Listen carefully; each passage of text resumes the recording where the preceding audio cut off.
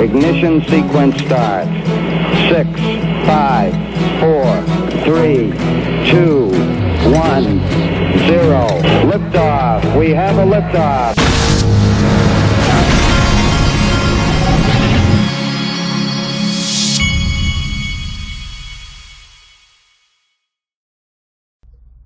Hey everybody, this is the Digital Asset Investor, and I'm having a Diet Dr. Pepper and some pecans. I really, as far as nuts go, I really like pecans. Plus, that's my state, Georgia. That's what we're famous for. In fact, Jimmy Carter, I think he was a pecan farmer, or maybe he was a peanut farmer, but that's down in Plains, Georgia, where he lives to this day. Now today, if you look at coinpaprika.com, which is my favorite new crypto coin aggregator, you'll see that in the last 24 hours, let's see, the XDC's done the best. Quant has done the worst in the last 24 hours, which is why I just went and bought more Quant. I'm trying to accumulate as much Quant as I can right now. By the way, XRP is my top holding, then Stellar, then Quant now. Well, actually, I'll show you in a minute. Actually, it might be Ethereum that's my third, technically. I'll show you what I mean by that in a second. Now, I wanted to show you this. I think I retweeted it, but I couldn't remember if I brought it up. This is huge. This is like huge to me because iTrustCapital, I've got 2 accounts there, and these guys have been one of the companies that I promoted for a long time, and they're one of my sponsors. And so USC, the USC football team, has announced that they have partnered with iTrustCapital. So I can't wait. It's going to be kind of surreal to watch iTrustCapital's logo on the USC football field. We're going into football season. Here's the other thing. This is another football related thing. Dapper Labs. This is from Link to Dapper Labs. That is that's one of the private equity, the companies that's on the Link to platform. Sorry, I'm getting something here in my throat here. Okay. But Dapper Labs is on that, and they just announced LA Rams partnership to release an NFT collection. And so go check them out on Link to. You got to follow my link. It's in the top of the description of this video, okay? Go follow my link, and you'll see Dapper Labs right there. I think they've got some of that available. I don't know how much they've got left, but you can go check that out. Now, I wanted to make a point today. This is not about Bitcoin. It's about the crypto market itself. You know, when we went into this thing that everybody, the media and the traditional media, they're all trying to call crypto winter. You know, they were calling it that before it even got that bad. And I was sitting here thinking, well, why are you so? It's like you've already created this marketing term that we're in crypto winter. When I started in this around right in here, I can remember Bitcoin being $100 and something. And look at how many we've been through. We went through one there. I was involved. I saw that one, minus 76%, minus 85%, minus 43%. And these are the years are up here. 2018, minus 84%. 2020, minus 57, minus 54. And then this current one that we're looking at right now, minus 75, minus 65.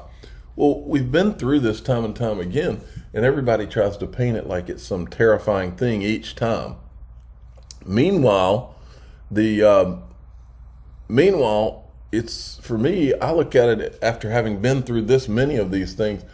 I'm just looking at it like, oh, okay, so I'm able to accumulate. I'm going to get another chance to accumulate some of the things that felt like the ship had already sailed.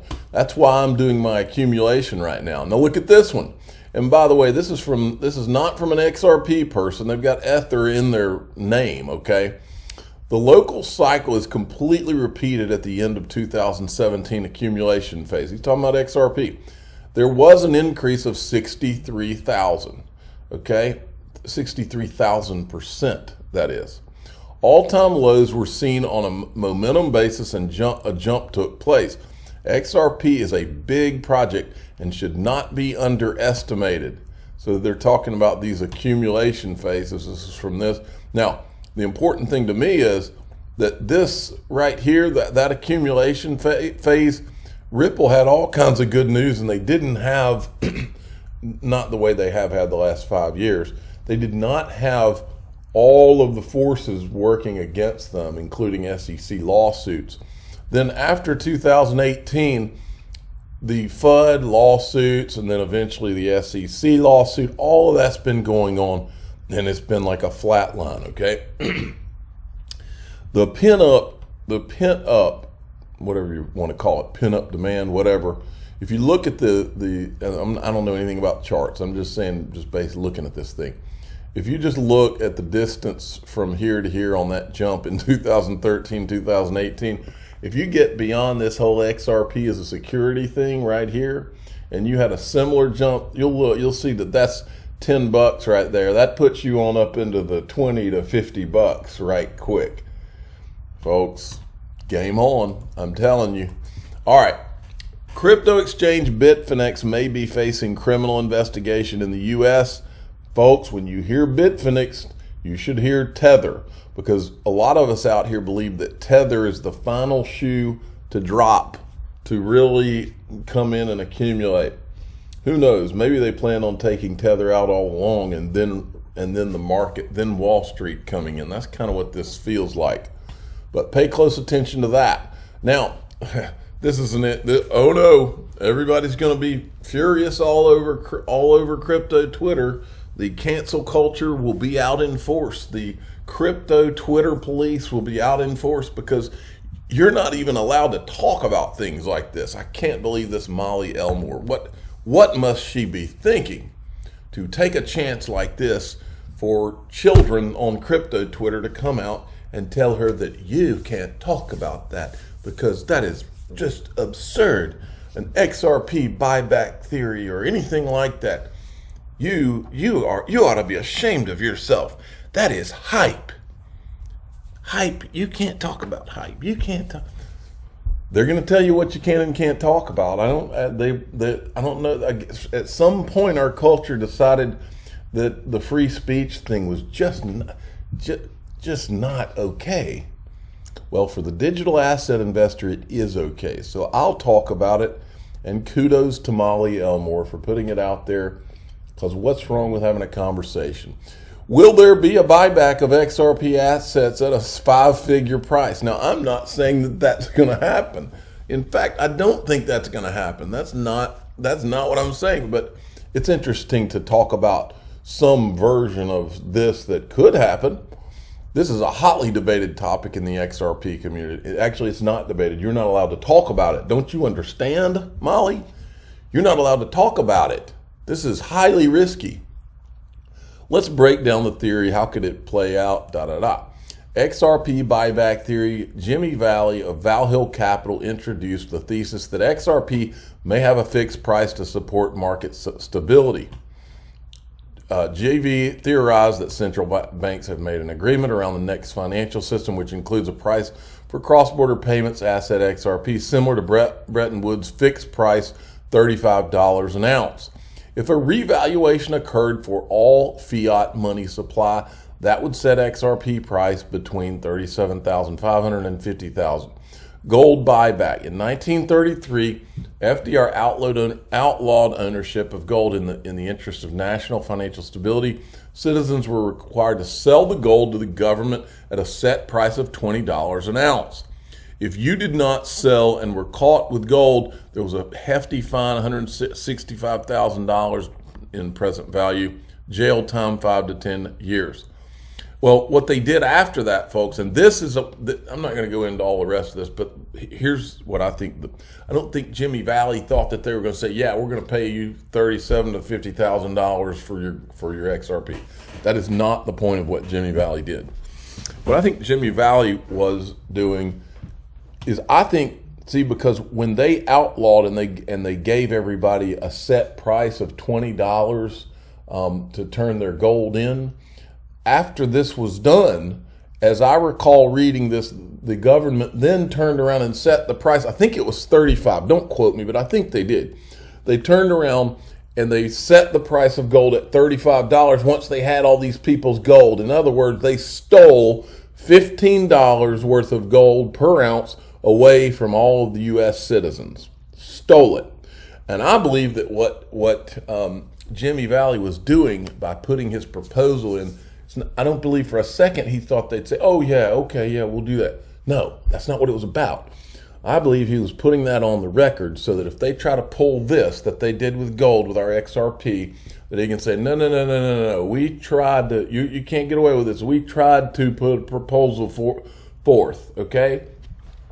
In other words, if they came out, if they did, I'm not saying they will, let's say they came out and they said, because we know that they've manipulated the gold prices. JP Morgan has people that have been, it was today in the news about the silver markets, but we know they've done it with gold and silver for years. The gold price is not $1,800 an ounce or whatever it is. That is a fake price. This thing's been, the paper market's been manipulated for years and everybody knows it. Truth be told, gold's probably worth, who knows what it's worth, $10,000 to $20,000, $30,000 an ounce right now. If there was not the manipulation of the paper markets and all of that, I think anybody with any sense knows that, because it's directly proportional to the amount of trillions that they've put us in debt and printed and everything else.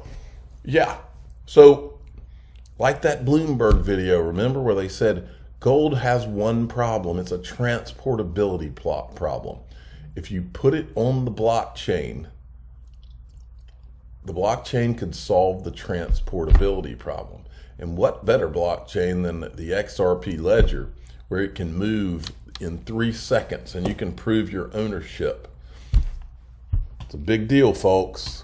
So, Jimmy Valley's not crazy. He's a very smart guy. I've talked to him several times. Now let's look at this. This is Tony Valentino, one of those people that disappeared from social media. And again, here, I'm not saying that they're going to back XRP by gold. What I do think is possible that they'll create a stable coin off of the XRP ledger that's backed by gold. I think that that's very possible. As I type this message, we are watching in real time the next phase of the story. Notice that the chess pieces are being moved into place simultaneously. There will be storms ahead. This is from way back when, folks. There will be storms like 2018, 19. There will be storms ahead. Hold strong, because XRP will be the answer. The Phoenix will rise. They are ready. Everything has been set up. Major banking and payment software providers, all integrated. XRP bailouts have been distributed OTC. This all comes down to a flip the switch moment. It's all about timing. There's no rush right now. They need a little pain and panic first. XRP will be backed by gold for a new monetary system. This is the one theory as to why nobody's interested in bringing value to XRP right now. There's no rush. Even as the global economy crashes, this Phoenix will rise from the ashes with instant value from gold backing. Now, again, I'm not saying that at all, the gold backing thing. That's not what I'm saying. Now, check this out. So, just in, Ethereum merged to proof of stake estimated for September 15th to 16th, 2022. JC Collins comes in and says, right about the time the Flare tokens will be distributed. Exactly. That's what I thought too. This is getting pretty interesting, folks. Now, I wanted to show you something. I mentioned it earlier in this video about how Ethereum might technically be my third largest holding. That's because I bought into the Grayscale Ethereum Trust a while back and it had lost a lot of value over the last few months. But I bought into it like last year or the year before that, I don't remember, in one of my IRAs, okay? And so, but in the last month, in this lead up to the merge, this thing is up 85%. So for those of you that are interested in that, you can, with your broker, you can actually, the symbol, I thought the symbol was ETHE. There it is, right there. So yeah, you can get access to this thing, is my understanding. I did. Then there's this. With Rollups still at 20, This is funny. Metallic butane after the merged gas fees could be as low as $0.002.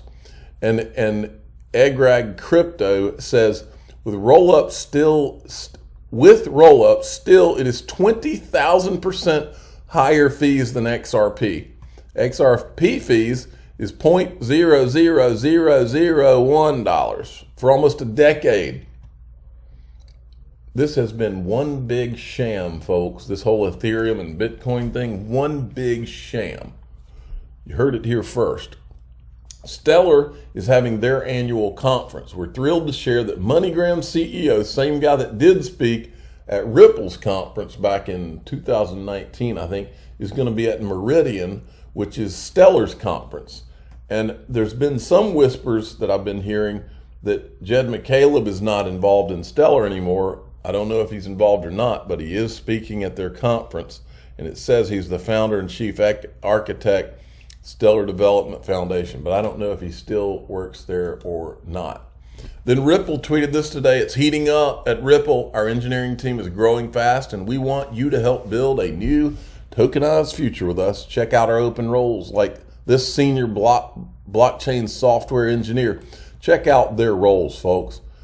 I don't think I know of any company that has this many job openings. I'm just scrolling here. This does not look like a company that's worried about Gary Gensler. I'm the digital asset investor. I'm not an investment advisor. This is for entertainment purposes only. Please subscribe, hit the like button, and tell your friends and family that I'm having a Diet Dr. Pepper and some pecans. Thanks for listening.